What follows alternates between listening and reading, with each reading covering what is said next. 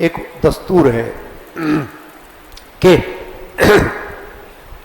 نکاح لڑکے کی طرف سے پیغام دیا جاتا ہے، یعنی مرد کے گھر والے لڑکے کے گھر والے پیغام دیتے ہیں لڑکی کو. یہ ایک رسم ہے، یعنی ایک دستور ہے. اسلام میں کوئی ممانعت نہیں ہے کہ پیغام لڑکی کے گھر والے دے دیں، تو بھی ممانعت نہیں ہے. رسول اللہ صلی اللہ تعالی علیہ وسلم کا جو پہلا نکاح ہوا، تو پہلا نکاح اللہ کے رسول نے پیغام نہیں دیا تھا، ام المومنین حضرت خدیجہ کے یہاں انہوں نے پیغام بھجوایا تھا. حضور کی پہلی شادی، سرکار دو عالم صلی اللہ علیہ وسلم کا پہلا نکاح حضرت خدیجۃ الکبریٰ کے ساتھ ہوا. تو یہ پیغام اللہ کے رسول نے نہیں بھجوایا، اسلامی تاریخ یہ بتاتی ہے، بلکہ حضرت خدیجہ نے اپنی سہیلی کے ذریعے پیغام بھجوایا تھا. حضور نے اس کو قبول فرمایا. تو کیا معلوم ہوا کہ پیغام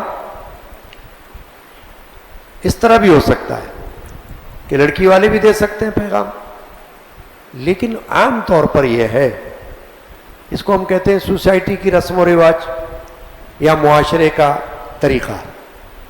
تو وہ طریقہ یہ ہے کہ عام طور پر لڑکے کے گھر والے پیغام دیتے ہیں. لیکن فرض کریں گھر والے پیغام نہ دے، لڑکا خود پیغام دے دے، تو کیا ہے؟ تو بھی ممانعت نہیں ہے، تو بھی پیغام دے سکتا ہے، کیونکہ یہ اللہ نے اجازت دی ہوئی ہے. اللہ نے اس میں یہ نہیں قاعدہ یہ شرط لگائی کہ گھر والے ہوں گے.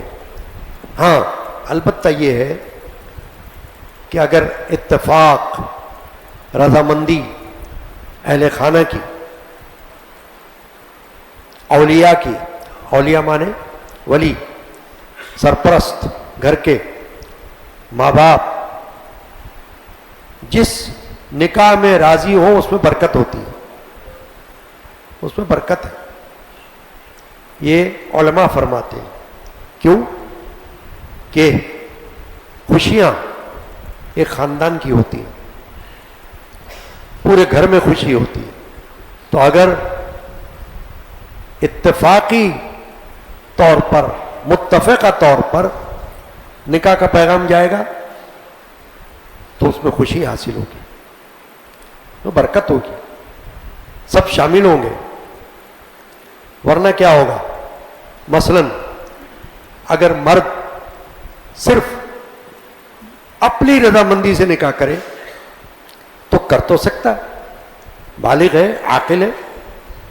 لڑکی اپنی مرضی سے نکاح کرے کر سکتی ہے، بالغہ ہے، عاقلہ ہے، منع نہیں کر سکتا اس کو کوئی. باپ بھی منع نہیں کر سکتا ہے، ماں بھی منع نہیں کر سکتی ہے، روکنے کا حق نہیں ہے. مگر کیا ہوگا کہ جب وہ نکاح کریں گے صرف اپنی مرضی سے، ماں باپ شامل نہ ہوں گے، تو پھر کون شامل ہوگا؟ عزیز و اقارب بھی سوچیں گے کہ اس نکاح میں ہم کیسے شامل ہو سکتے ہیں، جن کے ماں باپ نہیں ہیں تو ہم کیا کریں شامل ہو کر؟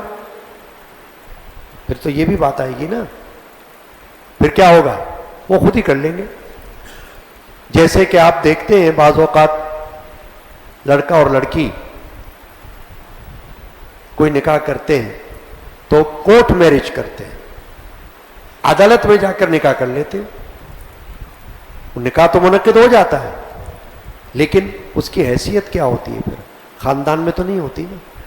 خاندان میں اس کو ایکسیپٹ نہیں کیا جاتا یا قبول نہیں کیا جاتا، اور اس کی جو پھر نحوستیں ہیں، جو بے برکتی ہے، وہ بھی سامنے آتی ہے.